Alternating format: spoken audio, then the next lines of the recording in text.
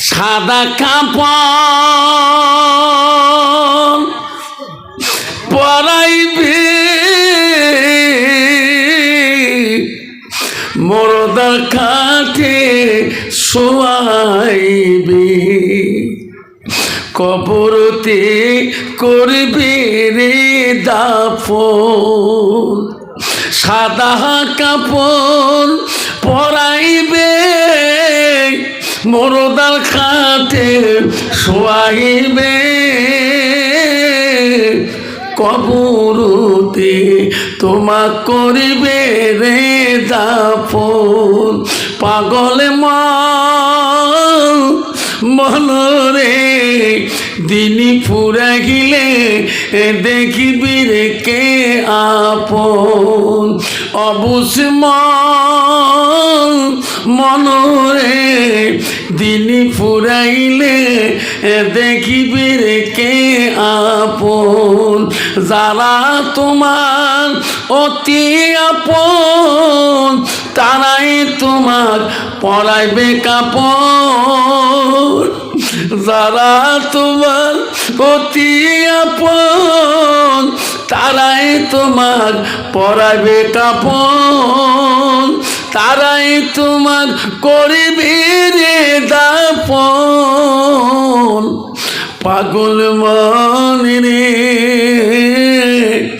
দিনী ফুরা গিলে দেখিবি রে কে আপন অবুঝ মনে রে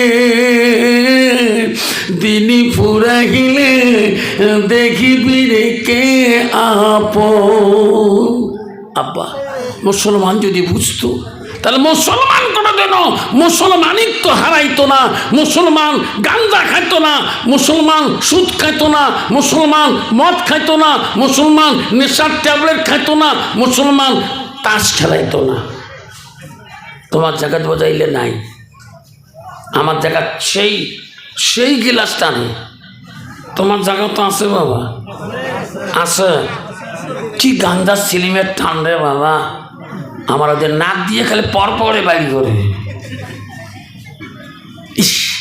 গান্দা খাইতে খাইতে মান্দাটাই নষ্ট করে ফেলেছি তোমার জায়গা নাই বাবা গান্দা খেয়া মান্দা নষ্ট ঠিক না বেটি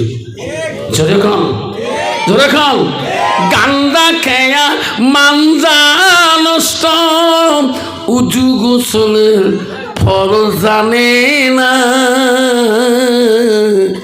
জিকিরি ছাড়া আর তো বুদ্ধি মেলে না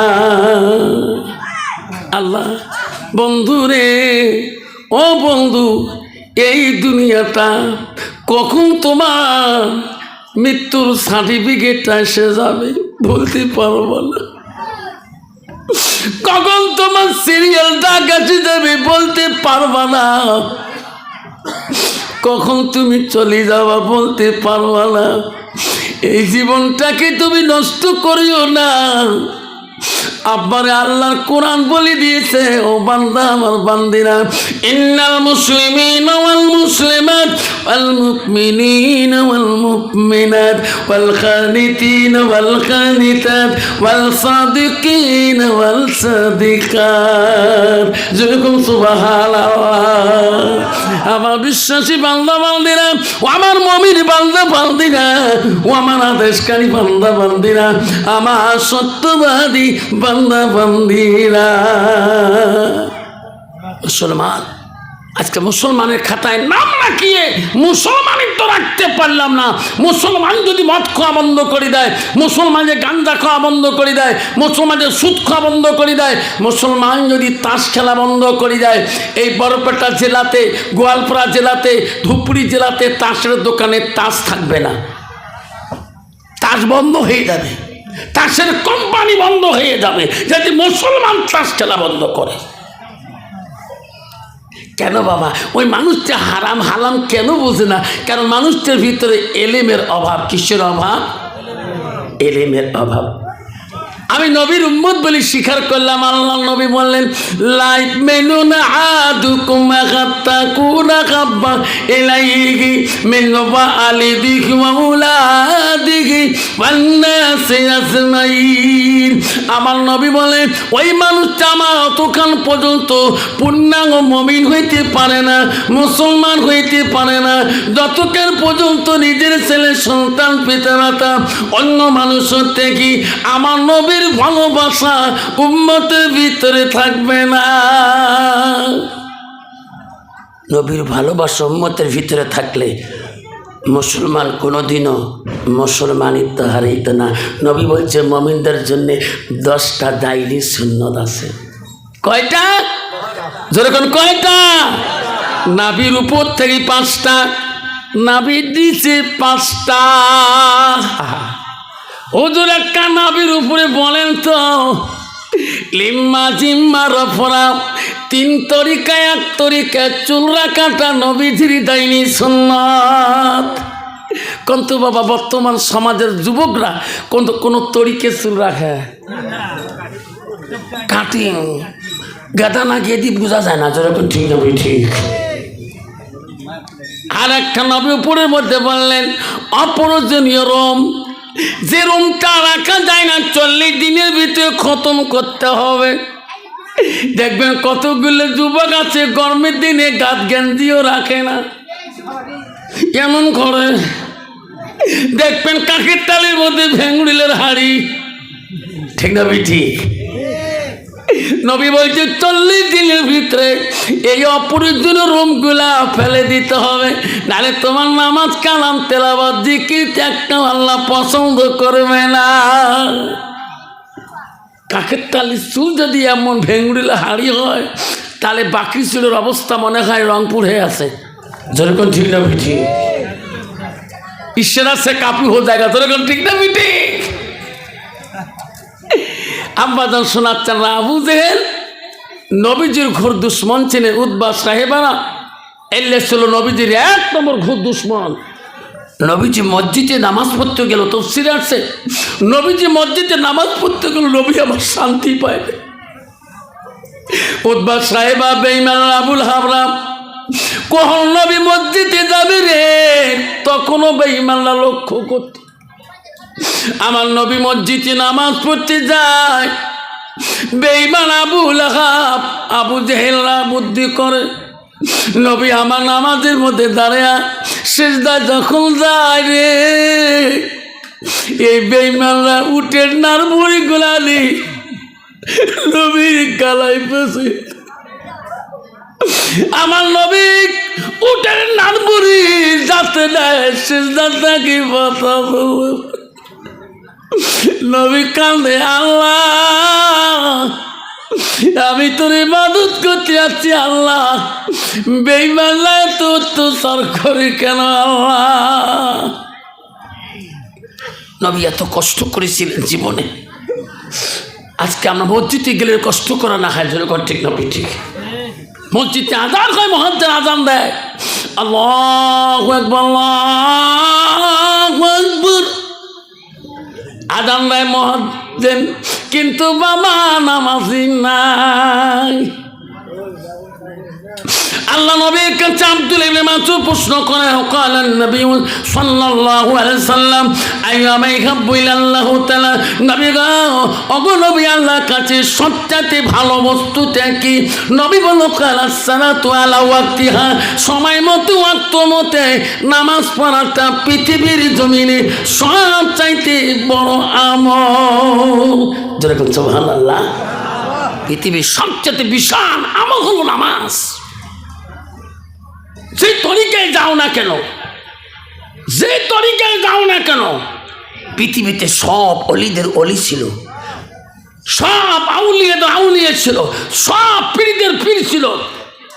তার বাবার নাম ছিল আবু সালে জঙ্গি মুসা রহমাতুল্লাহ, আর তার বেটা হলো পৃথিবীর সব অলিদের অলি, সব আউলিয়াদের আউলিয়া, সব পীরদের পীর গৌসুল আজম আব্দুল কাদের জিলানী রহমতুল্লাহ। যেরকম সুবহানাল্লাহ, আব্দুল কাদের জিলানী রহমতুল্লাহ মা বলছে, বাবা আব্দুল কাদের বিনা ওজরে যদি 1 ওয়াক্ত নামাজ নষ্ট করে দাও, অলির খাতায় নাম রাখা বড় কঠিন হয়ে যাবে। আজকে আমরা কত ওজর ছাড়া নামাজ নষ্ট করি, যেরকম ঠিক না ঠিক ভাবনা। মসজিদে 200 ঘর লোক, 250 ঘর লোক, নামাজের বেলা 4 জন আর 3 জন। ওয়াক্তি নামাজের বেলা 4 জন আর 3 জন। পৃথিবীতে হযরতে কুতুবউদ্দিন কাকি বখতিয়ার রহমাতুল্লাহ ছিলেন, হযরতে বাইজি বুস্তামি রহমাতুল্লাহ ছিলেন, হযরতে মালিক বিন দিনার রহমাতুল্লাহ ছিলেন, বিশাল বিশাল ওলি হযরতে মালিক বিন রহমাতুল্লাহ।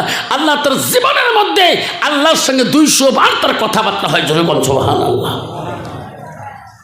হযরতে মালিক বিন রহমাতুল্লাহ, হযরতে বাকি বিন রহমাতুল্লাহ বিশাল ওলি ছিলেন, যার জীবনে নামাজ কায়দা কোনো ইতিহাস পাওয়া যায় না। জোরে বল সুবহানাল্লাহ। হযরতে বাকি বিন রহমাতুল্লাহ হাজার হাজার ভক্ত বিন্দু ছিল, হাজার হাজার মুরিদান ছিল। বাকি বিল্লাহকে বলতো, হুজুর আপনি যেদিন চলে যাবেন দুনিয়া ছাড়ে,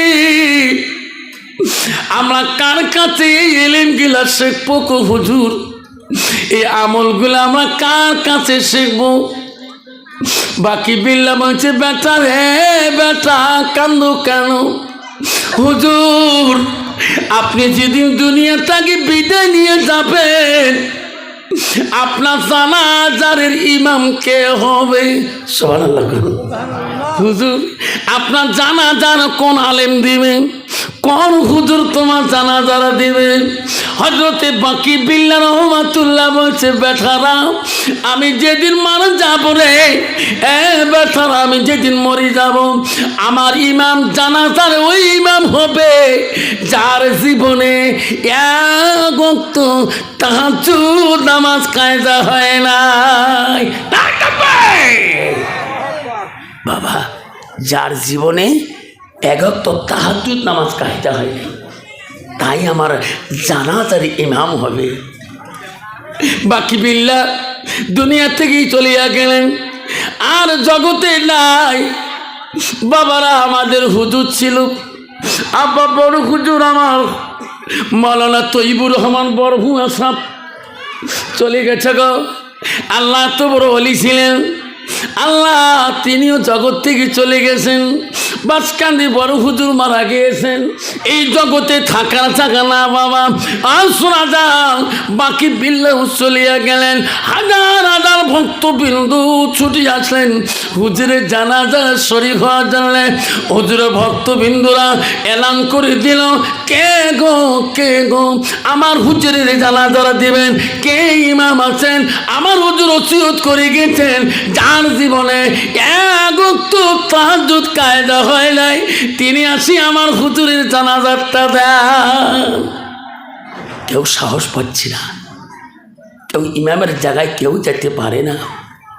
নিজে নিজে চিন্তা করছে, আমি 5 ওয়াক্তের গ্যারান্টি দিতে পারি না, আর তাহাজ্জুদের গ্যারান্টি কি সম্ভব?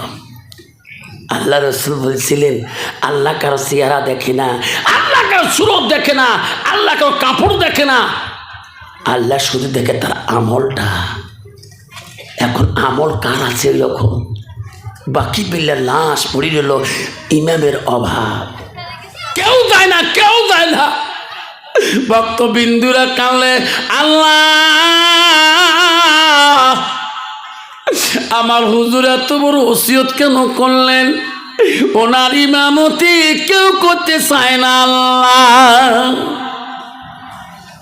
ভক্তবিন্দুরা কান্দে রে, হুজুর এত বড় ওসিয়ত কেন করলো রে মাবুদ? এত মানুষ এত আলেম কেউ যায় না, কারণ কেউ গ্যারান্টি দিতে পারে না তার জীবনের তাহাজ্জুদ নামাজ।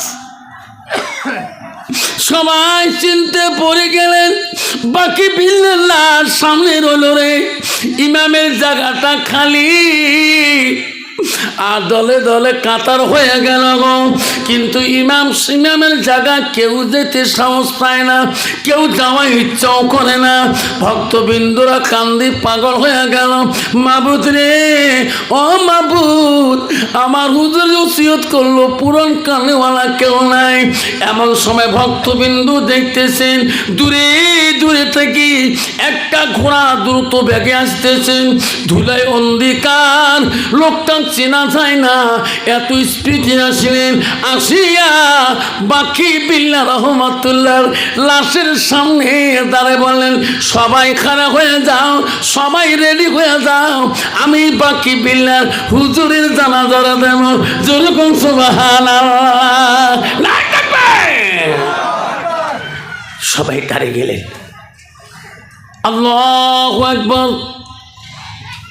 একটা প্রথম তাকবীর দিলেন, দ্বিতীয় তাকবীর দিলেন, তৃতীয় তাকবীর দিলেন, চতুর্থ তাকবীরে সালাম ফিরিয়া লোকটা লাফ দিয়ে ঘোড়ার পৃষ্ঠে চড়বেন।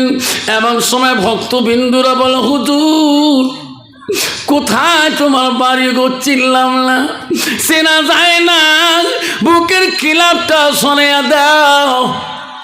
হুজুর গো কোথায় তোমার বাড়ি? পরিচয় দাও। পরিচয় না দাও পর্যন্ত তোমার ঘোড়ার লাগাম ছাড়ি দেব না। হুজুর কোথায় তোমার বাড়ি? কি নাম তোমার?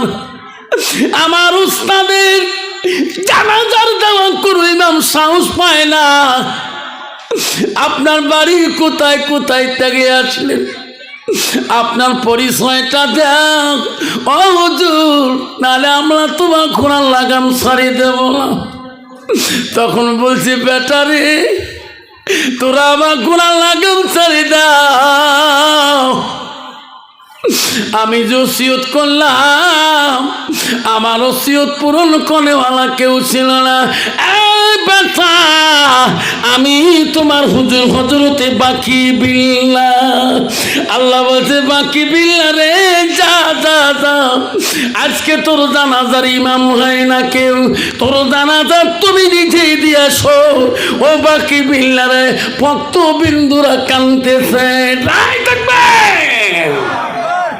পৃথিবীর একটা অলি ছিলেন, সে নিজের জানাজা নিজে দিয়েছিলেন। আব্বারা আমার সোনার জানরা, আজকে আমি কোন অলির পাশ ধরলাম? জহর আসর কিছু নাই, মাগরিব ইশার কিছু নাই, ফজরও নাই, আছে না নাই? জান্নাত অত সহজ না বাবা। আমার মা বোনেরা, শিয়ালমারির চরের মা বোনেরা, শোনো না, আল্লাহ নবী কি বললেন? আলমারাতু ইযা সাল্লাত খামসাহা, আমার নবী বললেন কোন একটা মেয়ে যদি 5 ওয়াক্ত নামাজ পড়ে, ওয়াসামা শাহরুহা, ওই মেয়েটা যদি রমজান মাসে রোজা করে, নবী বললেন হাসানাত ফারাজাহা, ওই মেয়েটা যদি পর্দায় পুশিদায় চলে, নবী বলেন ওয়াতাত বালাহা, ওই মেয়েটা যদি স্বামীর খিদমত করে, স্বামীকে ভালোবাসে, নবী বলেন ফাকাদে কুলুমানায় আবু আবিল জান্নাতির সাদ, নবী বলো ওই নারীদের জন্য আল্লাহ 8টা জান্নাতের দরজা খোলা লাগবে। নাই থাকবে। কিন্তু বাবা আমি যদি পুরুষ স্বামী হয়ে যদি নামাজ না পড়ি, কন্ত বাবা আমার বিবি নামাজ পড়বে? আমি যদি বেনামাজি হই, আমার বিবি আরো বেনামাজি হওয়া বেশি ভাল পায়, ঠিক না? ঠিক। আমার মা বোনেরা, আমার রসুল বলে গেছেন নারীরা যদি 4টে কাম করতে পারে, মা তার ভিতরে রসুল বলে ওয়াতাত বালাহা, যখন তোমার স্বামী বাড়িতে আসবে, স্বামীর সাথে তুমি মিষ্টি সুরে কথা বলিও। স্বামী যখন বাড়িতে আসবে, স্বামীর মুখের দিকে তাকাইয়া নরম সুরে কথা বলবে। রসুল বলবা জাউজুহু আনহারাদিন, তোমার কথা শুনে যদি তোমার স্বামী রাজি খুশি আনন্দিত হয়ে যায়, রসুল বলল দাখালাতিল জান্নাত, সে মেয়েটা সর্বপ্রথম জান্নাতে প্রবেশ করবে। যখন সুবহানাল্লাহ। কিন্তু বাবা বর্তমান যুগে নারীরা নরম সুরে স্বামীর সাথে কথা বলতেও জানে না। যেরকম ঠিক না ঠিক? তোমার শিয়ালমারির চড়ক বোঝা আছে বাবা, আমাদের বক্সির হাতে ওই দিকে ধুপড়ির দিকে নাই বাবা। বর্তমান যুগের নারীরা চড়া মেজাজে কথা বলে। স্বামী যদি বিদেশে যায় কাজ কাম করতে, বাচ্চা কোচ্চাকে ছাড়ি, 1 মাস পরে স্বামী ফোন লাগাইছে, মরমির মা,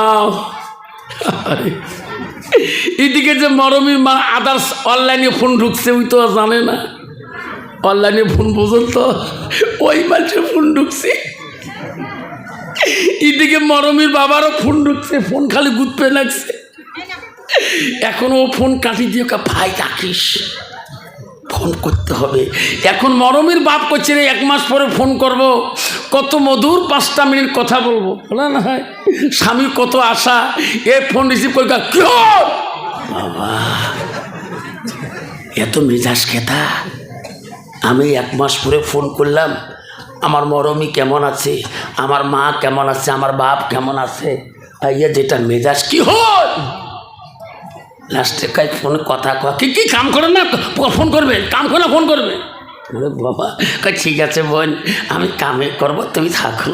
ফোন কাটিয়ে দিয়ে আবার ওই অনলাইনে ফোন লাগালেন, কয় হ্যালো। ইস আসতে কয়, অনলাইনে ফোনে কথা বলে হ্যালো, আর স্বামীর সাথে কথা বললে কয় কি হয়। ঠিক না ঠিক? নবী বলেছে ওয়াজাউজুকা আলাদিন, তোমার স্বামী যখন বাড়িতে আসবে মা, তুমি মিষ্টি সুরে কথা বলবা, এত নরম সুরে কথা বলবা। মা রে ও মা, নবীজির প্রথম স্ত্রী ছিল মা হযরতে খাদিজাতুল কুবরা। মা গো, খাদিজার নামে এই শিয়ালমারি চরে হাজারো মহিলা আছে মা। মা গো, এই গোয়ালপাড়া জেলাতে বড় বেঠাতে খাদিজা নামে বহুত মহিলা আছে মা। নবীজির দ্বিতীয় স্ত্রী ছিল হযরতে মা সাউদা রাদিয়াল্লাহু তাআলা। মা নবীজির তৃতীয় স্ত্রী ছিলেন হযরতে মা আয়েশা সিদ্দিকা আম্মাজান। নবীজির চতুর্থ বিবি ছিলেন হযরতে মা জয়নব। নবীজির 5 নম্বর বিবি ছিলেন হযরতে হাফসা রাদিয়াল্লাহু তাআলা। নবীজির 6 নম্বর বিবি ছিলেন হযরতে উম্মে সালমা। নবীজির 7 নম্বর বিবি ছিলেন হযরতে উম্মে হাবিবা। নবীজির 8 নম্বর বিবি ছিলেন হযরতে মাইমুনা। নবীজির 9 নম্বর বিবি ছিলেন হযরতে সুফিয়া। নবীজির 10 নম্বর বিবি ছিলেন হযরতে রায়হানা। নবীজির 11 নম্বর বিবি ছিলেন হযরতে মারিয়া। নবীজির একর থেকে জীবনের 11 জন স্ত্রী চলে যায়, কোন স্ত্রীর কথার দ্বারায় নবী জীবনে কষ্ট পায় নাই। যেরকম সুবহানাল্লাহ, যেরকম সুবহানাল্লাহ। কন্ত বাবা, বর্তমান যুগের নারীর দ্বারা একটা বিবির দ্বারা স্বামীরা কষ্ট পায় না? না পায়? পায় না? কত নারী আছে স্বামী এমন ঢিকন গুতে মেলা নারী আছে স্বামী কিন্তু ভালো কিলে, তোমার জায়গা শিয়ালমারিতে নাই। কন্ত বাবা, স্বামী যদি আনায় টানায় যদি এমন করে কিলি করে, ওই স্বামী কোনোদিন বাজারত যে কবে ভাই আমার বউ আমার কিলেছে, কবে জীবন গেলেও কবির শরমের কথা আছে, লজ্জার কথা আছে। যেরকম ঠিক না ঠিক? মা বোনেরা, আল্লাহ রাব্বিল আলামিন তো দেখছে, দেখে নাই? আমারা শুনে রাখো মা, জান্নাত যদি যেতে চাও মা, তুমি আসল পীরটাকে চিনতে পারলি না, আসল পীরের খেদমত করতে জানলি না, আসল পীরের ভালোবাসা দিতে জানলি না, কোন পীরের ভালোবাসায় তুমি জান্নাত চাও। ভগবান, নবীজির স্ত্রী হযরতে মা আয়েশা। ও মা গো, নবীজির 3 নম্বর বিবি নাম আয়েশা ছিলেন। আয়েশা কে ছিল জানো মা? উনি কোন বংশের মেয়ে ছিল জানো কি? তার বাবার নাম জানো কি?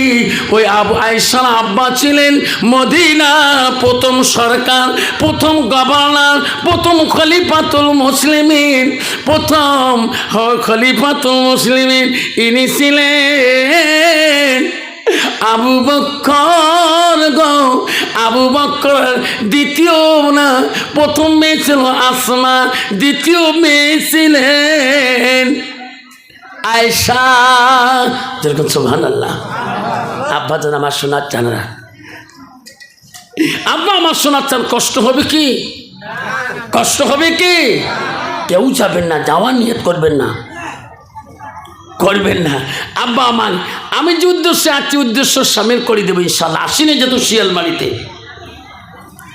আব্বা জান না, আল্লাহ রাসূল বলেছেন পৃথিবীতে যদি সৎ রাস্তা যেতে চাও, আল্লাহ নবী বলে তুমি সেই রাস্তা খোঁজো। মান সালাকা তারিকান ইলতামিসু ফিল মান, কোন রাস্তা এলেমের দরিয়া পাওয়া যাবে, কোন রাস্তার সৎ রাস্তা পাওয়া যাবে, সেই রাস্তা আমার তালাশ করতে হবে। যেরকম ঠিক না ঠিক? সেই রাস্তা আমার জীবনটা কামিয়াবি হবে, সেই রাস্তায় চললে আমি জান্নাতি রাস্তা দেখতে পারবো। যেরকম সুবহানাল্লাহ।